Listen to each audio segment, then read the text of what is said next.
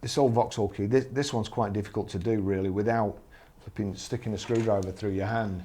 The best way to do it is hold the blade, put your screwdriver in there and turn.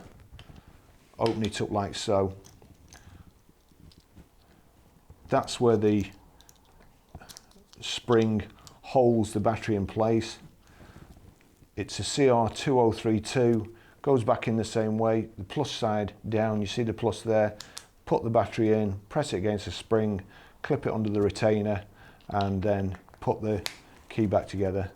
So that's, I mean, it really is, it's quite a difficult thing to do, and I imagine somebody who's doing this full time will have a few scars on his fingers.